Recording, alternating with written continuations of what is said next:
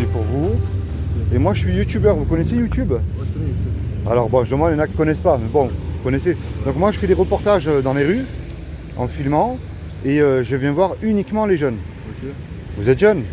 Alors vous rentrez dans ma catégorie, c'est pas très long, vous allez voir. Ouais. Alors je me suis rendu compte que sur BFM TV ou sur Nice Matin, ou sur différents réseaux sociaux, qu'on parle de faits divers et beaucoup de choses, mais jamais d'une chose, c'est la mort. Ouais. Et on y va tous. Vous comme moi, un jour ou l'autre, on va mourir. Ouais. Mais alors la grande question que je pose aux jeunes, c'est qu'est-ce que vous croyez après la mort? Moi, c'est ça qui m'intéresse. Après la mort, ben, moi, sachant que je suis musulman, Ouais. après je peux faire un cours de religion, mais ouais, mes croyances, elles se basent sur Le Coran. religion, ouais, sur le Coran. D'accord. Donc vous croyez en Dieu alors? Ouais.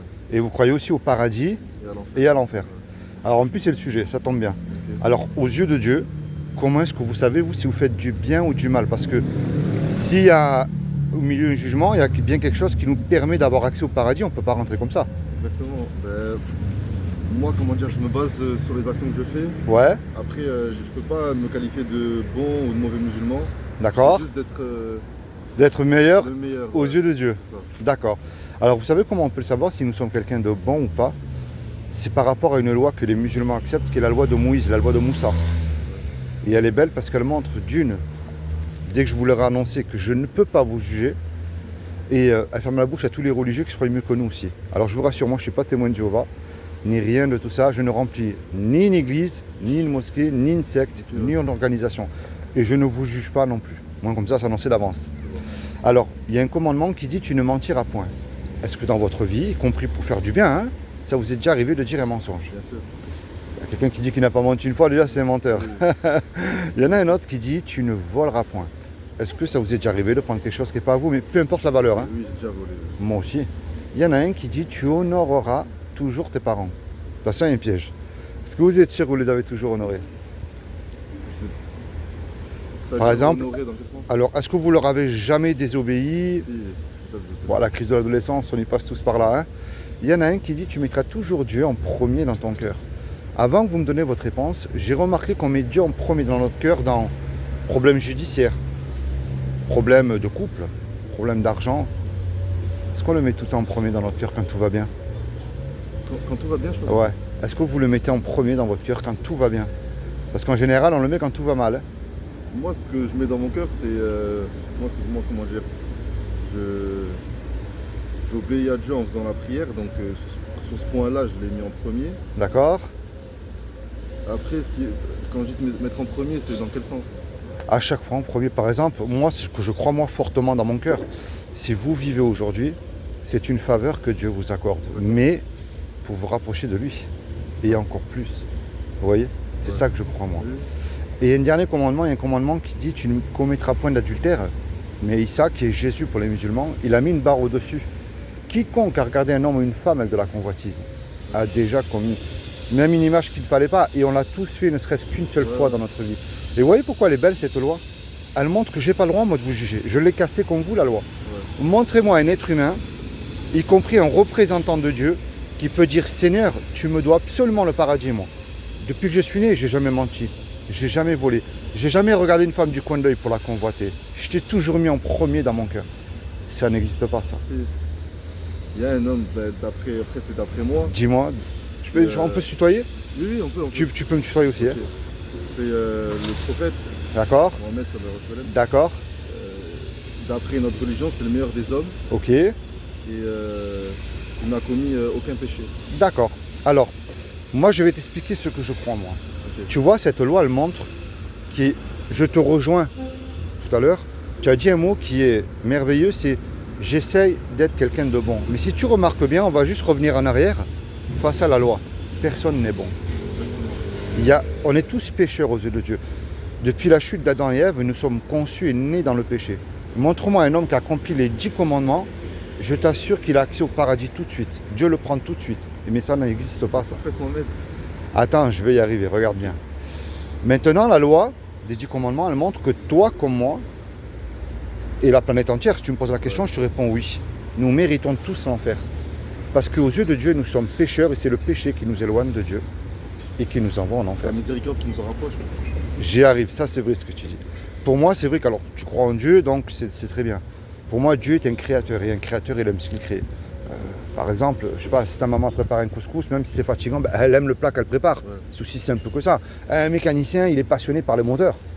Et Dieu, c'est pareil. Lui qui nous a créés, qui ne veut pas nous punir. Il ne veut pas nous envoyer en enfer. Est-ce que tu sais ce qu'il a fait il y a un peu plus de 2000 ans pour t'éviter justement d'y aller en enfer? Non, Tu as lu le Coran en entier? pas en entier. Non. D'accord. Alors, je vais te raconter une histoire qui n'est pas vieille en France, qui a 400 ans. Le Coran, parce que moi j'ai lu le Coran et j'ai trouvé un petit passage secret qui emmène au paradis. Et à l'entrée de ce paradis, il y a quelqu'un qui a accompli la loi des 10 commandements pour toi. Et je vais te montrer En qui dehors c'est. du pardon? Le seul qui t'a réconcilié avec Dieu, je vais te montrer qui c'est. Ok.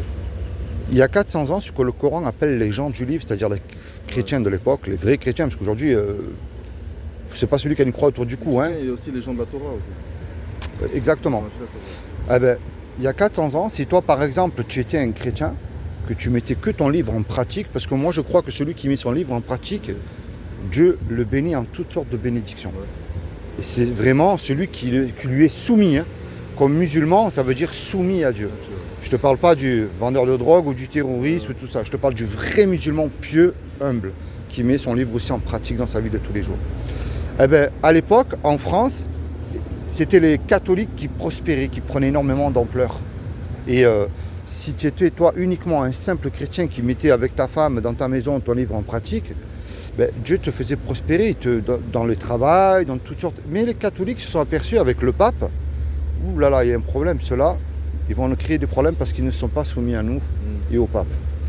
Alors ce qu'ils ont fait, ce qu'on appelait les dragonnades, ils envoyaient des soldats chez eux, chez tous les chrétiens, on va dire allez chez toi, avec le respect que je te dois, prenez, violez ta femme devant toi, Ouais. prenez tes enfants, les prenez et les forcez à devenir catholiques et les mettez dans un couvent, et puis toi, puisque tu étais un chrétien, on te mettait dans une prison qu'il y avait sur Toulon et Marseille, c'était des grands bateaux à rames attachés aux pieds, qu'on appelait les galères. Mais dans ce bateau-là, il y avait toutes sortes de prisonniers, criminels, mais des prisonniers religieux aussi. Et dans ce bateau, il y avait des musulmans turcs à l'époque. Alors, quand le bateau était hacké, on va dire comme une semi-liberté, tu avais le droit de sortir la journée pour aller travailler, pour gagner de l'argent, parce que c'est pas comme là, tu vas en prison, et puis même que tu es indigent, on te donne à manger, on te donne 10 euros par mois. À l'époque, non, hein, c'était pas comme ça. Hein. Ouais. Eh bien, ces musulmans-là, comme je t'ai expliqué, musulmans, ça veut dire soumis à Dieu, leur faisaient passer aux chrétiens de l'époque des bibles de cachette, du courrier familial, et y compris de l'argent. Parce que pour eux, c'était un honneur d'aider un gens du livre. Et ces musulmans-là, s'ils se faisaient attraper, on les mettait nus, et au péril de leur vie, on les battait à mort, avec des grosses cordes trempées dans du sel qu'on appelait la bastonnade. Et ça, tu peux faire les recherches, c'est l'histoire de France. Ouais. Mais eux, ils s'en moquaient, ces musulmans-là. Parce que c'était un honneur pour eux d'aider ces gens-là. Alors pourquoi je t'ai raconté cette histoire? Parce que moi j'ai lu après, j'ai dit mais pourquoi alors Dieu aurait permis une seconde religion qui est l'islam? Et j'ai compris en fait c'était pour contrer le catholicisme qui prenait énormément d'ampleur dans le monde Ça, entier. c'est dans la Bible ça? Alors ça c'est l'histoire de France, mais moi c'est ce que j'ai compris. Ah oui, ok. Je comprends, parce qu'à l'époque il n'y avait qu'une seule religion. Hein. Ouais, ouais. À l'époque c'était que le christianisme hein, à l'époque. Et j'ai lu le Coran et j'ai trouvé un chemin qui a un petit passage secret qui emmène au paradis. Et à l'entrée de ce paradis, je vais maintenant te montrer qui est cet homme-là. Alors moi maintenant, ce que je crois, moi, ce qui est impossible à l'homme, ne l'est pas à Dieu. Montre-moi quelque chose que Dieu ne pourrait pas faire, qui serait impossible à lui. On est bien d'accord. Il peut venir là, Dieu prendre une forme humaine et être au milieu de nous. Il peut le faire ça. Moi je le crois que Dieu peut tout faire. Oui. Il est même au-dessus de la médecine. Hein. Il peut faire ce qu'il veut. Au-dessus de tout, oui. Exactement, tu as bien répondu. Alors moi ce que je crois il y a 2000 ans, comme Dieu n'a trouvé personne de parfait sur terre, ni un pape, ni un saint, ni qui tu veux toi, eh bien il a envoyé un homme, et cet homme-là c'est Jésus, c'est ce que je crois moi. Et il a écrit quiconque croit que Jésus est ressuscité du royaume des morts le 3e jour, aura la vie éternelle à mes côtés. Les musulmans, je sais qu'ils y croient en Jésus, et ils savent qu'il est vivant, qu'il va revenir. C'est très bien. Mais le frère de Jésus, l'apôtre Jacques, a écrit « Tu fais bien d'y croire ». Parce que les démons aussi, ils y croient. Et eux, ils tremblent, ils connaissent Jésus, ils savent qui il est. On va dire qu'ils sont beaucoup plus humbles que nous, hein, de ce côté-là. Ouais. Moi, le but de ma démarche envers toi, je t'envoie dans aucun bâtiment, je n'essaie même pas de te convertir. Oui. Je te montre une porte, Dès que je m'en irai, tu fais ce que tu veux ensuite. Pas de soucis, moi j'écoute. La clé, ça s'appelle la repentance. C'est-à-dire que tu te repens de tes péchés, mais avec foi. C'est la repentance, c'est la foi qui déclenche tout. Moi, je ne crois pas aveuglément parce qu'on me dit de croire. Je crois avec déjà des faits historiques qu'on retrouve dans la Bible, mais aussi avec foi. C'est comme si que tous les deux, on va braquer un yacht qui est derrière. Ouais. On se fait serrer, toi et moi, on passe devant le tribunal. Puis le juge dit, vous voyez là, tous les deux là, je vous laisse le choix. Suite au braquage que vous venez de commettre, vous me déposez 15 000 € de caution, je vous envoie tous les deux là, 20 ans en prison. On n'a pas l'argent parce que toi et moi on s'est fait serrer. Et que tu le veux pas, tous les deux, on ne peut pas revenir en arrière et effacer le mal qu'on a fait. Et on ne peut pas dire, comme certains jeunes aujourd'hui, monsieur, sur la vie de ma mère, moi je recommence plus, laissez-moi partir. Enfin, tu sais comme moi que même pas sur Netflix ça marche ça. Le juge il va dire, je vais rien savoir, moi je suis un juge, j'applique la justice. Vous me versez la caution, vous partez en prison. On se regarde tous les deux, on ne sait plus quoi faire. Mais il arrive tout à coup un homme qu'on ne connaît pas. Et cet homme-là, par amour pour nous, décide de verser la caution à notre place. Le juge, il est satisfait, lui, il nous libère. Mais imagine-toi dans l'action, là. Cet homme qui a donné l'argent pour toi vient se présenter en retour devant toi.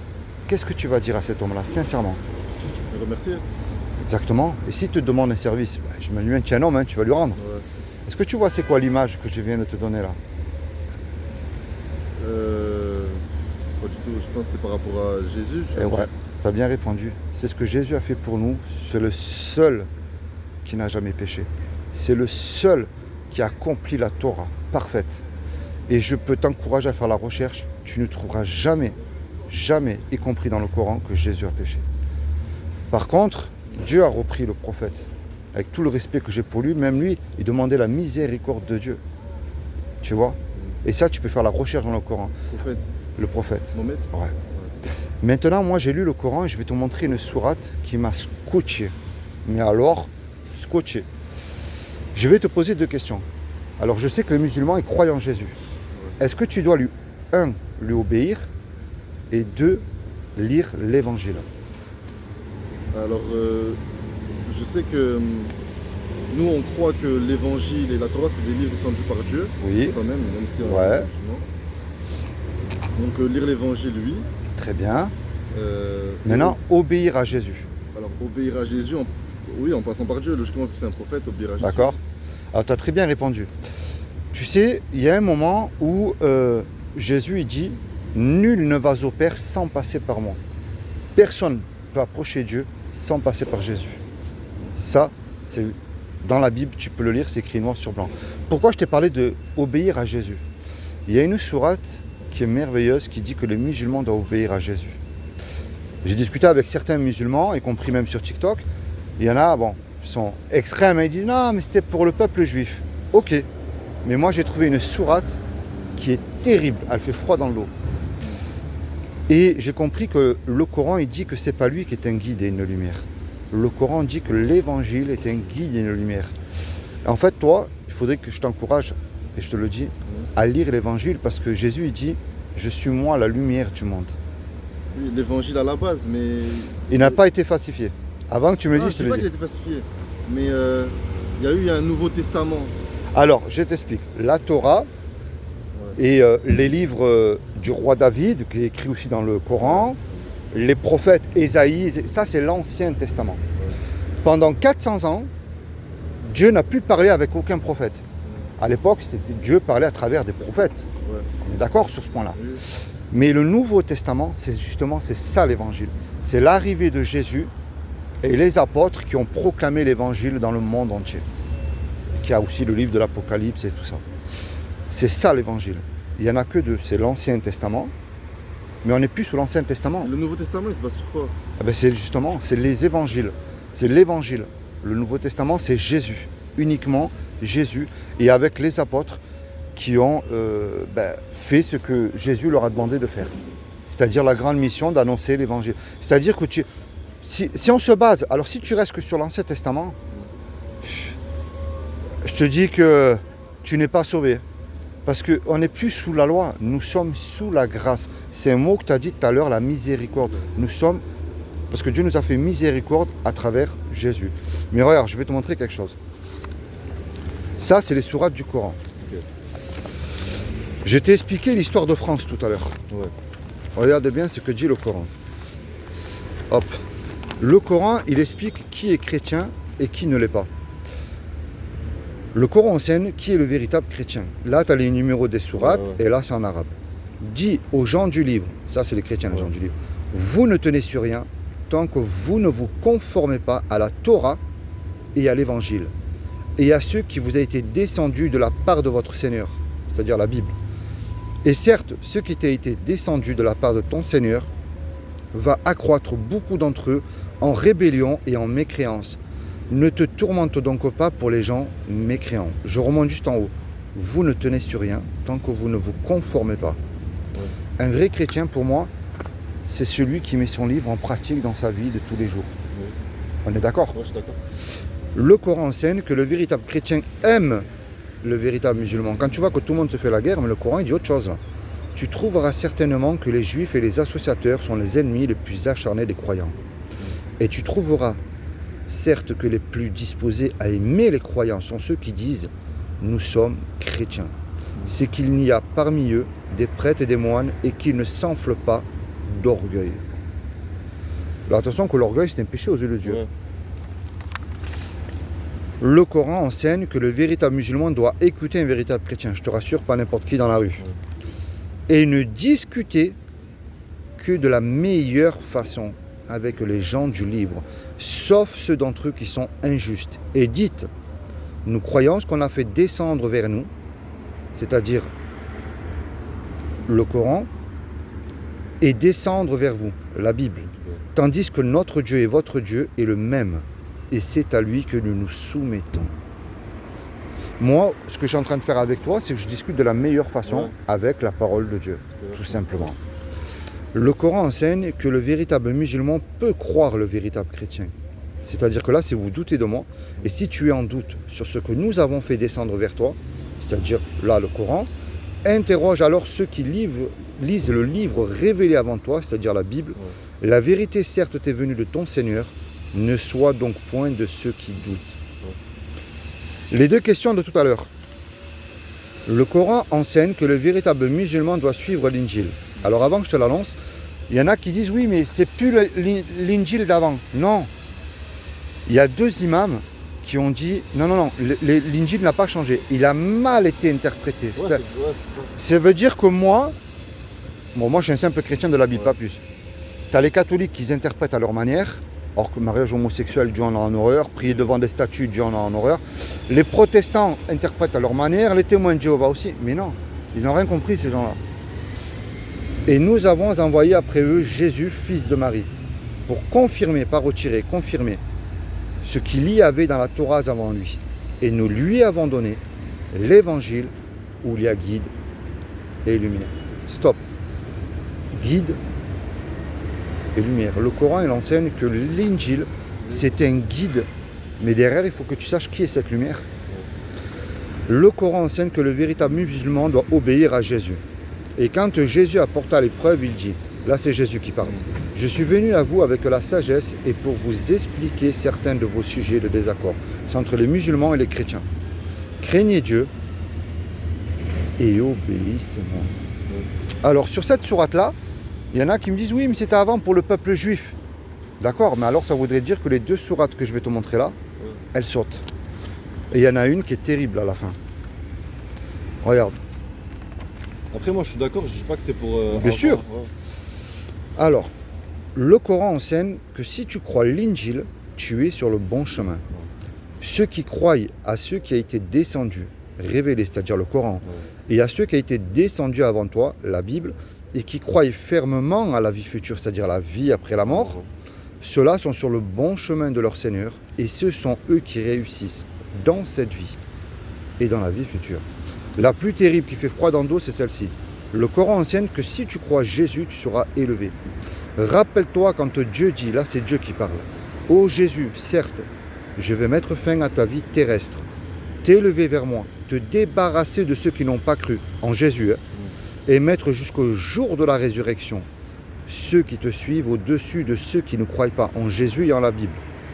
Puis c'est vers moi que sera votre retour, et je jugerai entre vous ce sur quoi vous vous opposiez, c'est-à-dire Jésus et la Bible. Parce que de la Genèse jusqu'à la fin de la Bible, l'Apocalypse, ça ne parle que de Jésus, l'arrivée de Jésus. Alors moi ça je vais te le laisser, tu feras tes recherches à la maison, tranquille. Et moi ce que je t'encourage à faire, moi je remplis aucun bâtiment, tu sais comme moi des hypocrites, t'en as de partout, t'en as qui chantent Alléluia devant tout le monde à l'église, et le lundi, bon, c'est monsieur, madame, tout le monde. T'en as comme moi, tu le sais, qui vont vendredi à la mosquée, samedi ils vont vendre une barrette de shit ou ils vont en boîte de nuit, boire dans l'ivrasserie. Moi ce que je t'encourage à faire, c'est, bien sûr que tu lis ton Coran, mais tu lis aussi la Bible. C'est ce que le Coran t'enseigne. En fait, le problème, c'est qu'avec les interprétations qu'il y a eu depuis la Bible, on va dire, je ne sais pas quoi lire. Alors, la Bible ne change pas. Comme tu as plusieurs... Parce que je sais qu'il y en a qui disent que Jésus c'est Dieu, Jésus c'est le Fils de Dieu. Oui, alors j'ai compris ce que tu veux dire. Ouais. Quand on dit, c'est vrai que dans l'Évangile, il y a écrit Fils de Dieu. Fils de Dieu, c'est pas un blasphème. Tu remarques que tous les prophètes, y compris... Oui, non, enfant de Dieu dans ce sens-là. Ouais, mais regarde bien, tous les prophètes sont nés d'un père et d'une mère. Jésus, sa mère, c'est Myriam, mais c'est qui le père à Jésus? Parce que Joseph n'a pas eu de relation sexuelle avec Myriam avant qu'elle accouche de Jésus. Tu vois? Donc il y a un problème. Quand on dit fils de Dieu, je vais t'expliquer. L'eau, elle peut être sous 3 formes. Elle peut être sous effet de glaçon, elle peut être sous effet de gaz. Est-ce que le gaz, c'est le glaçon? Non, et pourtant c'est la même eau. Exactement. Tu vois, pour moi, quand tu vois Jésus, c'est un miroir. Tu vois Dieu à travers lui qui n'a jamais péché. Montre-moi où Jésus a... Et il a même vaincu la mort parce qu'il est vivant. Alors là, il y a un problème. Montre-moi quelqu'un qui peut faire ce que Jésus a fait. Il n'y en a aucun. Après, c'est pas... Moi, je suis un prophète. Ouais. Mais tout ce que Jésus a fait, pour moi, c'est grâce à Dieu. Alors, moi, ce que je t'encourage à faire, tu sais, le miraculeux de Dieu, on ne peut pas l'expliquer. Ouais, je suis d'accord. Prier, c'est parler à Dieu avec tes mots à toi. Quel est ce chrétien, Seigneur, qui a voulu m'expliquer quelque chose? Moi, je ne comprends pas. Maintenant, pour répondre à ta question dans la Bible, il y a différentes traductions avec les mots d'aujourd'hui pour comprendre les jeunes. C'est comme dans le Coran, tu as plusieurs interprétations, mais c'est pareil. Le Coran ne peut pas changer, la Bible ne peut pas changer, on est bien d'accord. Tu as des mots d'aujourd'hui, par exemple, tu as la version Osterval, c'est dans Matthieu 6,6, entre dans ton cabinet, prie ton père dans ce lieu secret. Cabinet, c'était le mot d'avant, l'ancien français. Cabinet de médecin, cabinet d'avocat. Mais dans la version second, entre dans ta chambre et prie ton père dans ce lieu secret. Tu vois, c'est juste un mot, mais ça, c'est rien. La Bible ne peut pas changer. Parce que Jésus, tu sais qu'est-ce qu'il dit dans l'Apocalypse à la fin? Malheur à celui qui viendrait à retrancher des mots, en enlever et en ajouter. Il subira tous les fléaux qu'il a écrit. Alors là, je dis que celui qui touchera la Bible, s'il n'a pas peur de mourir, moi j'aurais peur quand même d'être devant Dieu et d'être jugé sévèrement. Je te le dis quand même. Hein. Il vaut mieux être, excuse-moi le terme, mais un chrétien qui tombe par terre mais après qui se relève, on va dire qu'il commet un péché, ensuite que toucher quand même à la parole de Dieu, là c'est autre chose. Là c'est terrible. Mais moi mon but, ma démarche envers toi, c'est, tu vois, le Coran te dit d'obéir à Jésus. Ah ben lis aussi la Bible, tout simplement. Mais si je me suis trompé, et je crois pas parce que c'est dans ton livre, j'ai rien fait de mal, on aurait perdu quoi, allez, 10, 20 minutes de notre temps, mais si je me trompe pas. C'est toi qui perds gros. En fait non, moi je crois en ce qui est descendu avant le Coran. Ouais. Mais je crois pas aux interprétations qu'il y a eu après en fait, ça le truc. Ben. Ça veut dire, j'ai peur de tomber sur une Bible. Ouais. Où les paroles ont été... Non.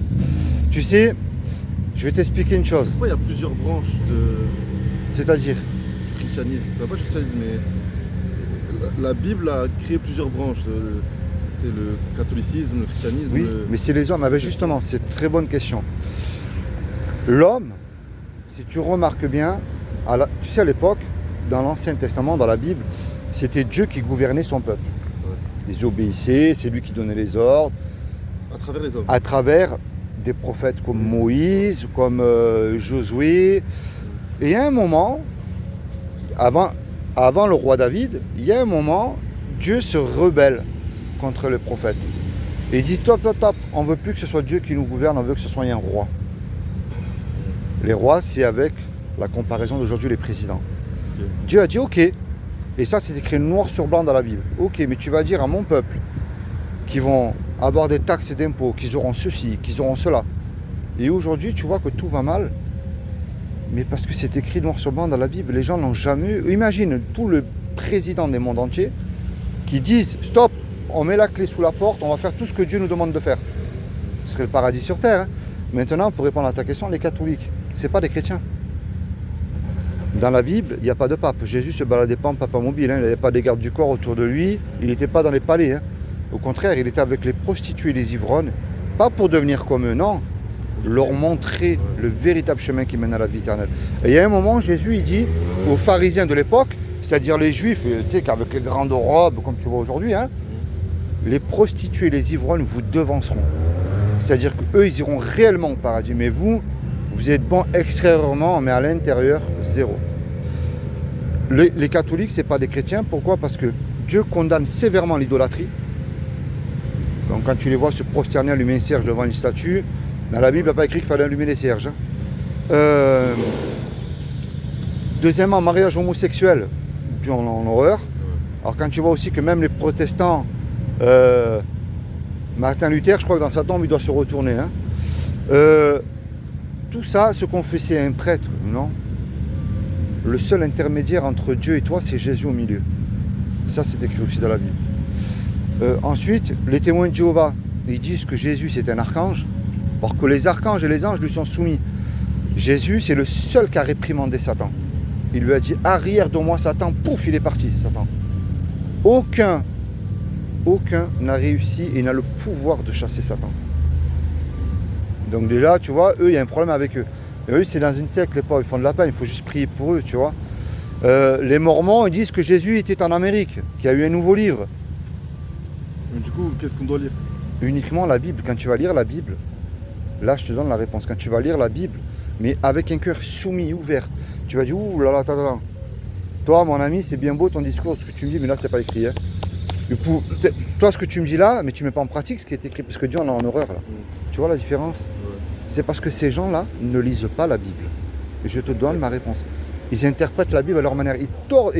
L'apôtre Paul, dans le Nouveau Testament, le disciple de Jésus, a dit « Vous tordez les Écritures pour vos gains, pour vous en mettre plein les poches. » C'est pour ça qu'il y a des sectes. Pourquoi il y a des sectes? Parce que les gens ne lisent pas la Bible. Ils ne la lisent pas. Moi, quand je discute avec les témoins de Jéhovah, ils me voient, ils fuient. Je dis « Pourquoi vous partez? Vous êtes là dehors et vous n'êtes pas capable de donner une réponse à ma question. » C'est aussi simple que ça, tu vois. Et c'est pour ça que moi, je t'encourage à te procurer une Bible. Tu sais, moi, je discutais avec un imam dans une mosquée, très humble. Hein. Il m'a dit, mais oui, moi, je lis la Bible, moi. Mais les gens, ils l'interprètent à leur manière à eux. Tu comprends? Il y en a qui disent, tu as dans le milieu évangélique, Jésus va te bénir financièrement et tout ça. Mais c'est faux. Au contraire, Jésus a dit, celui qui ne porte pas sa croix n'est pas digne de moi. Celui qui aime ses parents, ses enfants, sa famille plus que moi n'est pas digne de moi. Tu dois descendre et c'est Dieu qui te lève. Voilà la différence. Il y a écrit aussi dans la Bible, ça c'est Jésus qui le dit.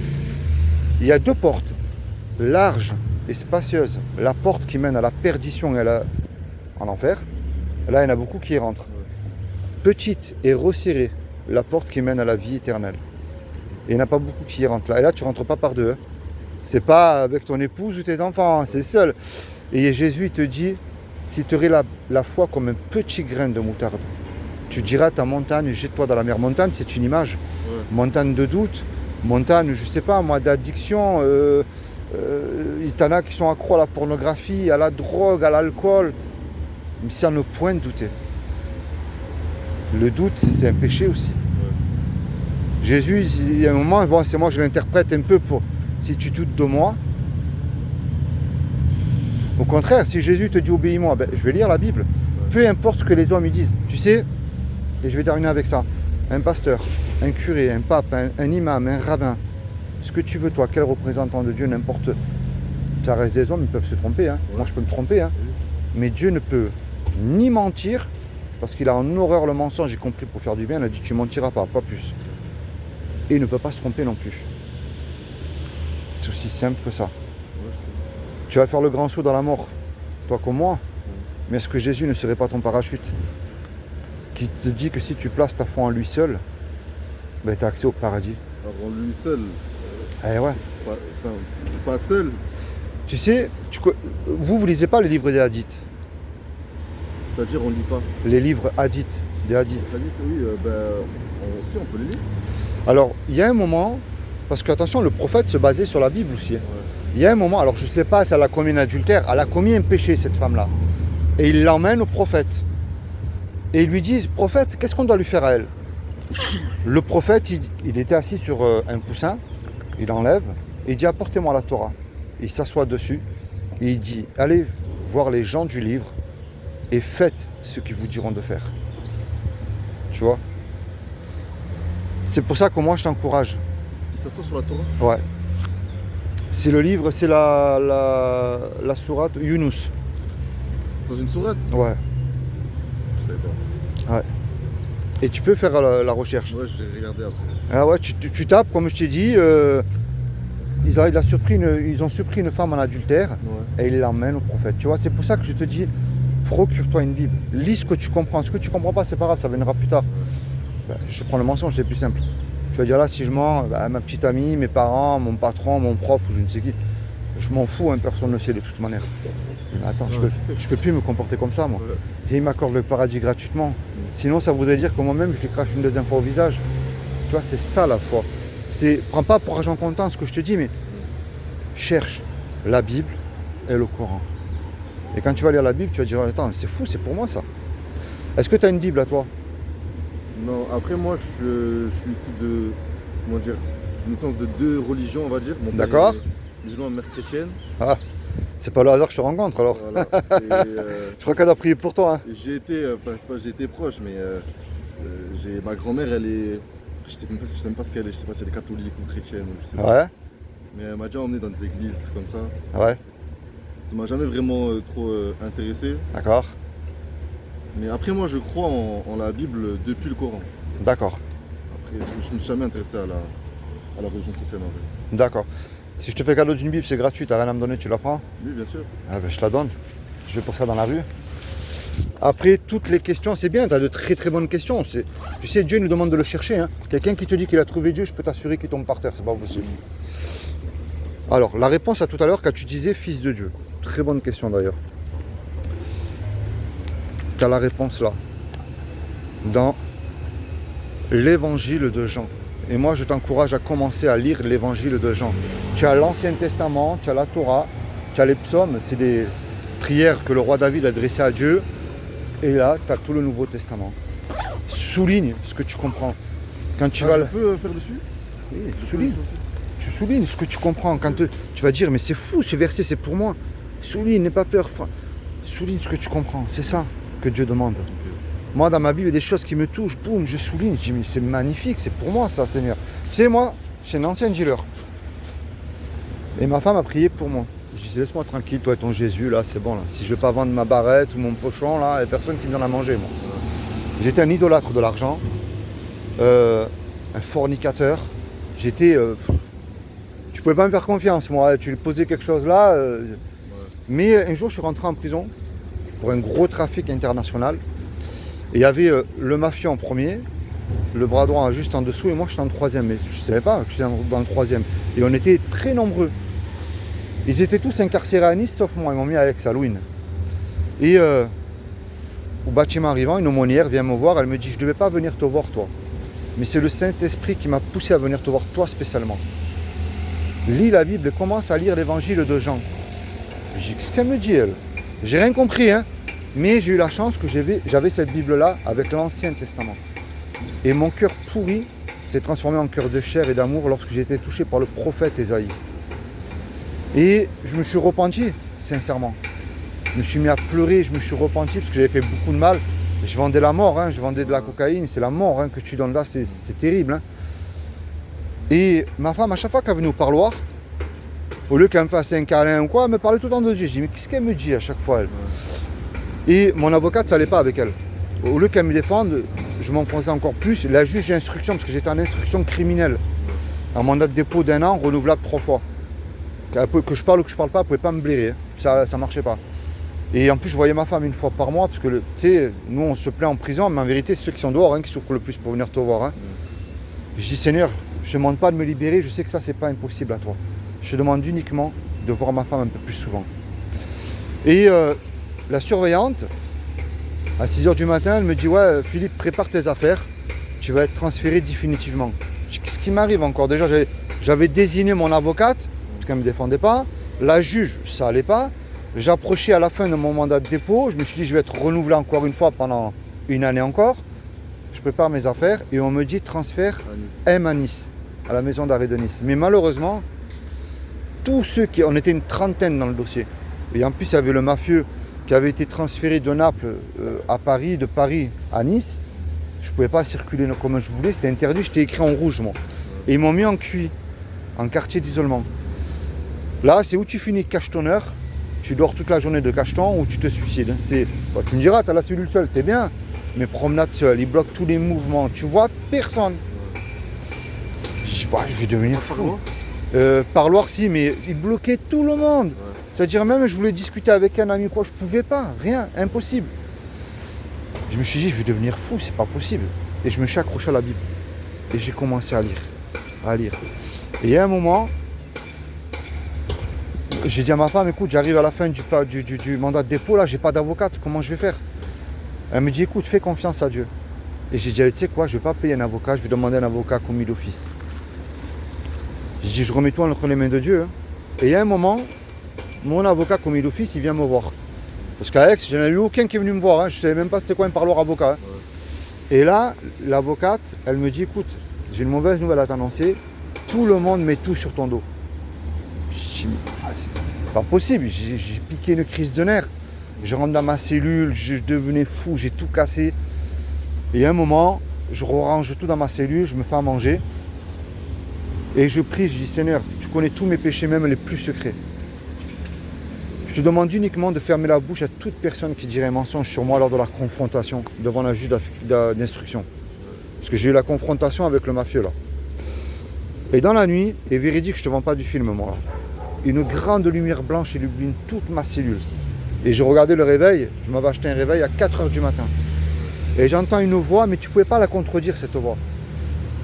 Philippe, prends ta Bible et lis le psaume 91. Je vais te libérer, mais tu vas dire à tout le monde ce que j'ai fait pour toi. J'arrive, 2 jours après, confrontation. Au moment, déjà lui, il arrive, son avocat malade. Il aurait pu refuser la confrontation parce que son avocat n'était pas là. Mais la juge d'instruction a absolument imposé que la confrontation se fasse sans son avocat. Au moment où il allait dire une connerie, un mensonge sur moi, les lèvres collées, scotchées. Il ne pouvait plus parler. La juge d'instruction, qui ne pouvait pas me blairer, elle regarde mon avocate et dit, pour votre client, pour moi, déposez-lui une demande de liberté sous contrôle judiciaire et j'y répondrai très favorablement. Mon avocate, elle me dit, écoute, là, moi je vais partir en vacances. Dans 15 jours, dès que je reviens, je dépose ta demande. Pendant 15 jours, le Seigneur, il m'a brisé, m'a transformé. L'avocate, elle dépose la demande à 8h du matin. Normalement, ça met 48 heures. 1 heure après, libérable. J'ai laissé ma Bible pour le prochain détenu dans le placard. Je suis sorti m'acheter la plus belle Bible qu'il y avait. Écoute, pendant 3 ans, je signais tous les jeudis au commissariat. Mais un moment, après, je suis passé dans les eaux du baptême. J'étais baptisé là, juste derrière, à la plage. J'ai accepté Jésus comme sauveur et Seigneur. Et j'ai commencé à fréquenter une église locale évangélique. Mais il y a un problème. Et c'est là que je reviens à ce que je te disais. Il n'interprétait que la moitié de la Bible. Or que Jésus nous dit, allez annoncer l'évangile. Il ne nous a pas demandé d'aller nous asseoir dans une église. Je néglige pas qu'il ne faut pas être enseigné. Mais il nous a dit, allez annoncer l'évangile. Tu aimes ton prochain, tu vas le voir et tu lui dis la vérité. Tu n'acceptes pas Jésus comme sauveur et Seigneur, tu es perdu. C'est ça l'évangile. Et mon procès a eu lieu. 1 semaine aux assises. Et mais pendant 4 ans, je faisais ce que tu me vois faire devant toi, j'annonce l'évangile dans les rues. Mais j'ai été condamné à 4 ans et il y a une amende, je crois, 3 000 €, je crois qu'ils m'ont mis. Mais j'ai été condamné à la semi-liberté. C'est-à-dire que tu dors le soir en prison et la journée, tu dois aller travailler. Mais si tu ne travailles pas, tu sors un jour oui et un jour non. Et moi, vu que je ne travaillais pas, c'est ce qui s'est passé. Je sortais un jour oui, un jour non. Et j'appelle un ami à moi. Je dis, mais comment je vais faire? J'ai l'habitude d'évangéliser, là je peux plus, c'est mort là. Il me dit, écoute, moi je vais te prendre dans mon organisation, parce que lui aussi il évangélise comme moi, mais dans le Var, du côté de Fréjus. Il me dit, je vais te faire un contrat, je ne sais pas si ça va marcher, mais on met tout entre les mains de Dieu. Il m'a fait un contrat et on a tout mis en prière. La juge d'application des peines, tu as le seul chrétien en France devant toi qui a été obligé d'annoncer l'évangile dans les rues. Mass Pipe s'est converti à travers ma chaîne YouTube. La directrice de la maison d'arrêt de Nice, pareil. Un musulman, j'évangélise un musulman à la place Masséna. Le soir, je rentre dans le bâtiment, il avait pris la Bible. Hein. Le soir, je le recroise. Il me voit, il m'embrasse les mains, il me dit, mais c'est pas possible. Tu vois, quand Dieu t'a réellement appelé, l'être humain ne peut pas bloquer ce que Dieu t'a appelé à faire. C'est là que tu vois vraiment quelqu'un qui est appelé de Dieu. C'est là que tu vois un vrai chrétien lorsqu'il met son livre en pratique. Jésus dit, sur ton ennemi, ne le maudis pas, prie pour lui. Il a soif, donne-lui à boire. Il a faim, donne-lui à manger. C'est des charbons ardents que tu fais brûler sur sa tête. C'est-à-dire que ton pire ennemi, c'est ça la beauté de Dieu. Lui, je ne peux pas me le blairer, mais je suis obligé de dire que c'est un chrétien. Tu vois, la différence avec ce que tu vois qui se balade avec une chaîne autour du cou et une croix. Jésus ne se baladerait pas avec une croix autour du cou, hein. C'est un instrument de torture pour lui. Mais la différence, elle est là. Et je termine avec ça. Si je te rencontrais aujourd'hui, le hasard n'existe pas avec Dieu. C'est que tu as certainement quelqu'un dans ta famille qui doit prier pour toi, mais en secret. Donc moi, je te laisse la Bible. Sur mes traités, il n'y a aucun numéro de téléphone, aucune adresse. Je remplis aucun bâtiment. Ça, c'est toi avec Dieu tout seul. Mais moi, je t'encourage, lis ta Bible. Il y a écrit dans la sourate l'ornement 43-63, obéissez-moi. Ça, c'est Jésus qui le dit. Maintenant, c'est à toi de voir. Okay. Bon, c'est comment ton prénom? Moi, c'est Philippe. C'est Ryan. Ryan, sois béni, toi et toute ta famille. Merci. Et j'espère que tu vas la lire. Je vais m'y intéresser, on va dire. Eh bien, merci pour les quelques minutes que tu m'as accordées. C'est super sympa de ta part. Mais le plus beau cadeau que tu peux me refaire en retour, plonge-toi dans le livre, dans la Bible. Ce que tu comprends, mets en pratique. Ce que tu ne comprends pas, ça viendra plus tard. Et puis Dieu te guidera. Bon allez, sois béni Ryan. Merci à toi. Merci, bonne journée.